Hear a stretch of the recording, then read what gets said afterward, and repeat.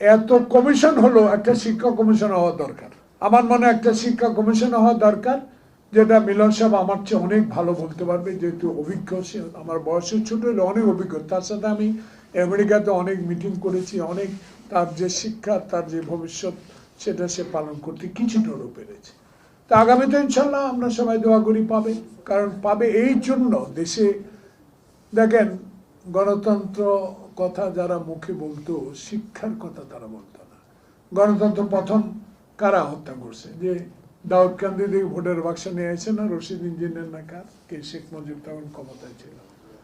শিক্ষা ব্যবস্থা ধ্বংস করে দিয়েছে দীপুমণি, কি ডাক্তার না, ও কি ওই ডাক্তার না, কিসের ডাক্তার তোমার দেশের দাঁতের, তাকে বানাইলো শিক্ষামন্ত্রী, একবার বানাইলো ফরেন মিনিস্টার, আবার আরেকজনকে কারে বানাইলো নওফল, বাপদাদার 14 গোষ্ঠী, আমি তার নামও শুনি। তাহলে শিক্ষা খাতে যেভাবে হাসিনা তার বাবা শেখ মুজিব ধ্বংস করেছে, এই দুইজনের আমলে আরো বেশি বেশি শেষ করে দিয়েছে।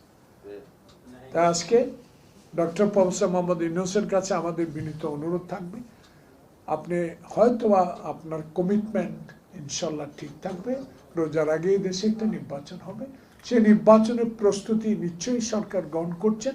আমরাও আশাবাদী, আজকে যারা অভিভাবক, শিক্ষক, আমার ডানে বামে যে দুজন বিজ্ঞ ব্যক্তি আছেন, আলোচক আছেন, সবারই একটি আশা, যে আশা নিয়ে মুগ্ধ খোকন রক্ত দিয়েছিল, যে আশা নিয়ে আমরা এখনো বুক বেঁধে আয়নাগড়ে দীর্ঘদিন নির্যাতিত হয়েছি, জেল কেটেছি, অত্যাচারিত হয়েছি। সেই কারণে আমরা আপনার কাছে আশাবাদী, এই বাংলাদেশে একটু দেরি হয়ে গেল, যেন আর যেন দেরি না হয়, একটু দেরি হয়ে গেল।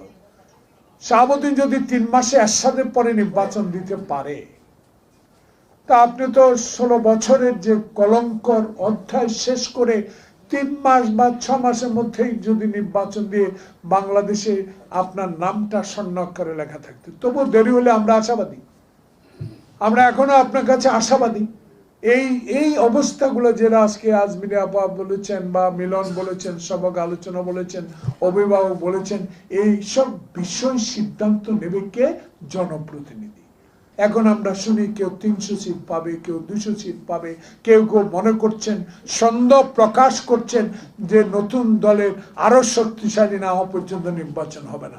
কিন্তু লন্ডন আলোচনার পর আমার এই রাজনৈতিক কর্মী হিসাবে আমার একটা দৃঢ় বিশ্বাস জন্মিয়েছে, ইনশাল্লাহ রোজার আগেই দেশে ভোট হবে, এবং শিক্ষা ব্যবস্থা বলেন, আইন শৃঙ্খলা বলেন, সাংবিধানিক প্রতিষ্ঠানগুলো বলেন, দুদক বলেন, সকল কিছুই নির্ভর করবে আগামীতে যিনি সরকার গঠন করবেন, আগামীতে যিনি বিপুল সংখ্যক এমপি নির্বাচিত একক সংখ্যাগরিষ্ঠ অর্জন করে দেশে একটি সরকার গঠন করবেন, সেই সরকার হবে হাসিনার সকল অত্যাচার অবিচারের দিকে খেয়াল রেখে, সামনের দিকে যেন কোনো অবিচার না হয়, বিচার বিভাগ যেন স্বাধীনভাবে কাজ করতে পারে, সাংবিধানিক প্রতিষ্ঠানগুলো যেন স্বাধীনভাবে কাজ করতে পারে, সেদিকে লক্ষ্য রেখে এগিয়ে যাবেন।